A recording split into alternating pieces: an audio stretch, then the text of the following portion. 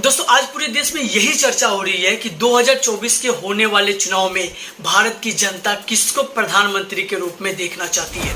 क्या वो राहुल गांधी होंगे या वर्तमान प्राइम मिनिस्टर नरेंद्र मोदी।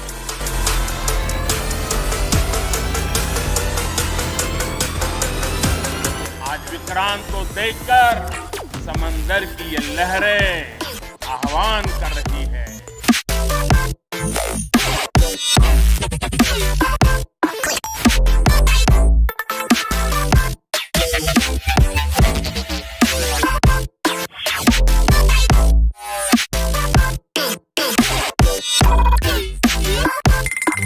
देश के कोने कोने में रिपोर्टर जाकर लोगों की राय जानने की कोशिश कर रहे हैं कि अगला प्रधानमंत्री कौन होगा। और सबसे मजे की बात यह है कि हर किसी का अपना ही एटीट्यूड है। ये एटीट्यूड वर्ड का यूज मैं इसलिए कर रहा हूं क्योंकि कई सारी इंटरव्यूज सामने आई हैं जिसमें कि लोगों ने कहा है कि भले ही महंगाई बढ़ रही है, बेरोजगारी बढ़ रही है, लोगों को रोजगार नहीं मिल रहा है, गरीबी इतना ज्यादा बढ़ रही है, इसके बावजूद भी हम मोदी का ही सपोर्ट करेंगे। अब की बीए है फर्स्ट ईयर। हाँ आर्मी तैयारी कर। हाँ। आर्मी में जाओगे फिर विधायक कैसे लड़ोगे? अरे जब 5 साल उम्र बीत जाएगी वैसे नहीं दे रही सरकार जो है। सरकार नहीं दे रही भर्ती। वो भर्ती नहीं दे, लेकिन जो है वोटवा देंगे बीजेपी को। क्या वजह है? अरे हम भीख मांग के खा लेंगे लेकिन वोट बीजेपी जाएगा। जय योगी बाबा।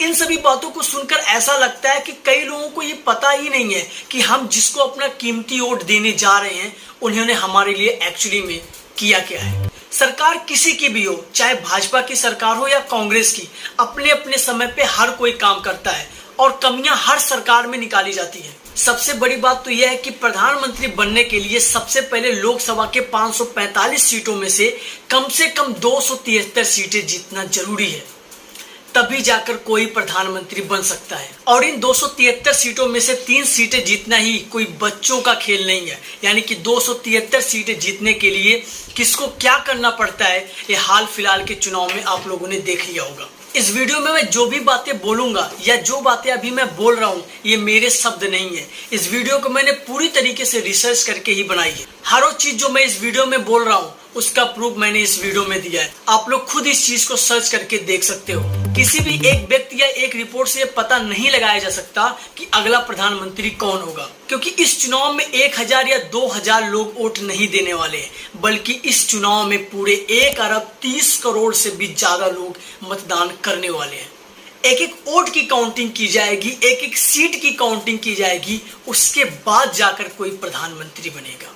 अगर 2019 के प्रधानमंत्री चुनाव को देखा जाए तो उस समय कांग्रेस पार्टी और बीजेपी पार्टी के बीच कोई खास टक्कर देखने को नहीं मिली थी। जैसे लोगों को पहले से ही पता था कि नरेंद्र मोदी फिर से प्रधानमंत्री बनेंगे, और ऐसा ही हुआ।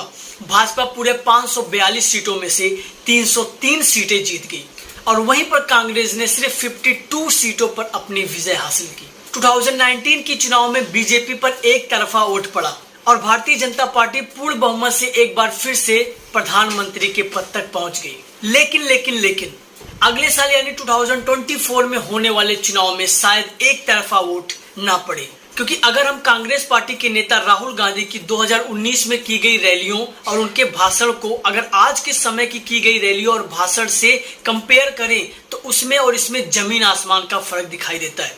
अगर राहुल गांधी ने 2019 के चुनाव के समय 5% स्ट्रगल की थी तो वो नंबर आज 50 से 60% तक का होगा। और आप लोगों में से बहुत लोग चाहते हैं कि नरेंद्र मोदी फिर से प्रधानमंत्री बने, और वहीं पर कई सारे लोगों को राहुल गांधी में एक नया प्राइम मिनिस्टर दिखता है। कई लोगों का कहना है कि राहुल गांधी को भी एक मौका मिलना चाहिए। राहुल गांधी को देश में जो भी कमियां दिख रही हैं उसको ठीक करने के लिए, उसका सुधार करने के लिए उनको एक मौका जरूर मिलना चाहिए। महंगाई, पेट्रोल और सिलेंडरों के बढ़ते दाम, बेरोजगारी, ऐसी बहुत सारी चीजें हैं जिन पे उनको काम करना है, उसको उनको ठीक करना है, तो इसलिए उनको एक मौका जरूर मिलना चाहिए। लेकिन ये बात जितना कहने में आसान लगती है, इससे हजारों गुना मुश्किल है इस चीज को पूरा करना, इस सपने को पूरा करना, क्योंकि ये ऐसा सपना है जिसे आप देख तो सकते हो लेकिन इसको पूरा सिर्फ इस देश के देशवासी ही करा पाएंगे। तो जब तक देशवासियों को ये विश्वास नहीं हो जाता कि आप हमारे प्यारे देश को कभी भी किसी भी हालत में झुकने नहीं दोगे, तभी आप इस देश के एक अच्छे लीडर बन सकते हो।